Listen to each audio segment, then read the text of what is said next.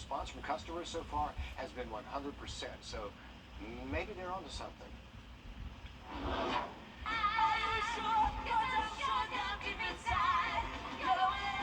Some really sad news to pass along this afternoon. Beloved actress and singer Olivia Newton-John, you just heard her voice. She has passed away.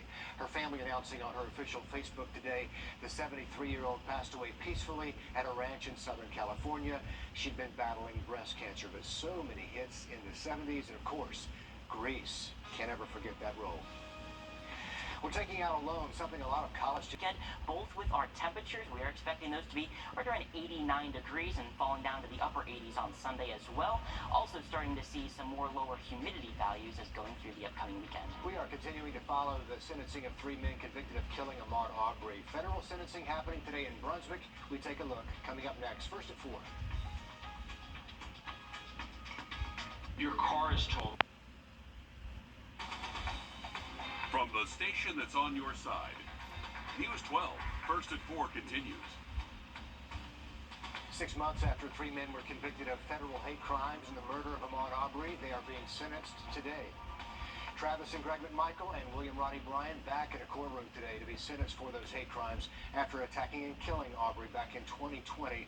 William Roddy Bryan sentenced to an additional 35 years. The McMichaels have been sentenced, both getting additional life sentences for federal hate crime charges in Arbery's death. Back in February, the 3 were convicted of violating Arbery's civil rights. The McMichaels asked the judge to send them to a federal prison instead, saying they don't feel safe in Georgia's prison system. Travis McMichael's attorneys arguing that her client faces what she called a backdoor death penalty.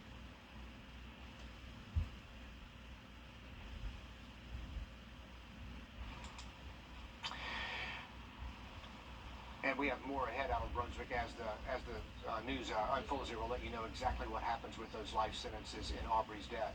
We have more news ahead, but first we're talking weather and what can we expect for the rest of the week? In about 10 minutes, Richard.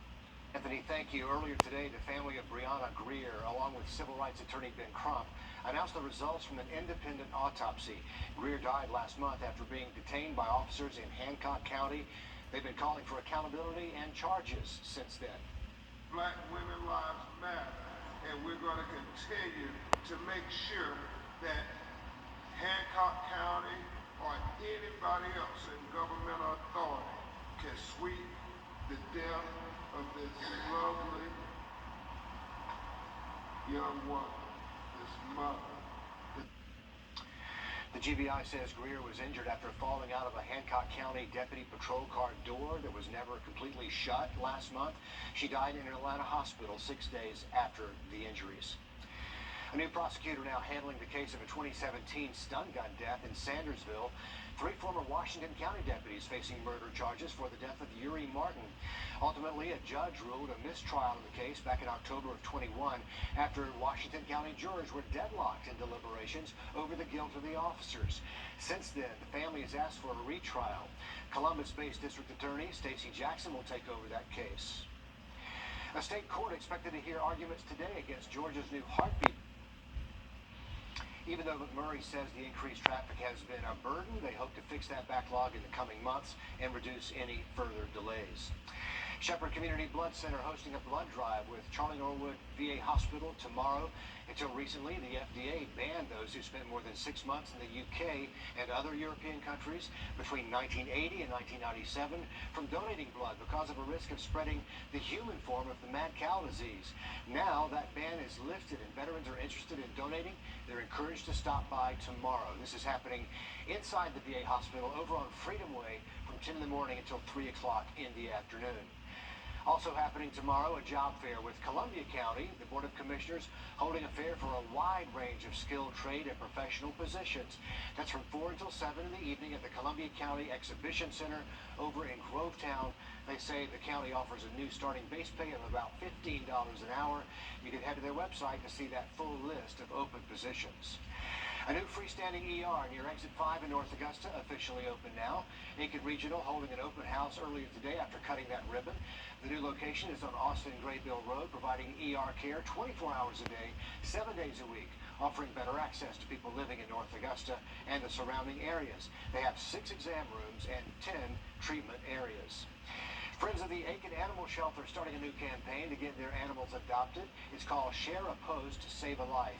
They're asking for people to share their post about adoptable cats and dogs on their Facebook and Instagram to help reach people who are maybe looking to adopt a forever friend. So get involved on social media. How can you not love those faces? Well, as your kids head back to school, what are they having for lunch?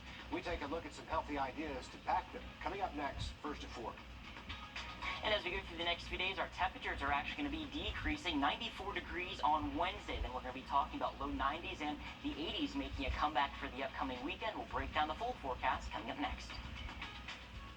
Stay below average. The average temperature for this time of year right around 93 degrees. And we're back to the 80s for both Saturday and Sunday. 88 degrees on Sunday afternoon.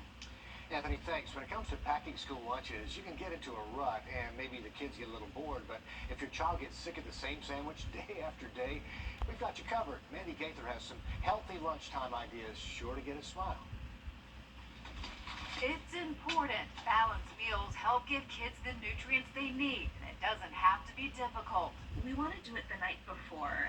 It's really great to get that child involved so they can spend some time and make a choice of what they want to put in their lunch. Licensed dietitian Catherine Sherry says letting kids have a say about their lunches will help make them more likely to eat them. We can use leftover chicken from the night before and turn that into a wrap or a sandwich for the child. A simple peanut butter and jelly is great, and add some veggies with it. And I love to put dips with veggies and fruits. Make that lunch a little bit fun. Other ideas, pasta salad. Use leftover veggies and whole wheat pasta. Add some fruit and a couple of hard-boiled eggs for protein. Or try deconstructed tacos. Ground turkey or beef, shredded cheese, tomatoes, lettuce, a mini guacamole cup, and some fruit. They love to prepare their own meals.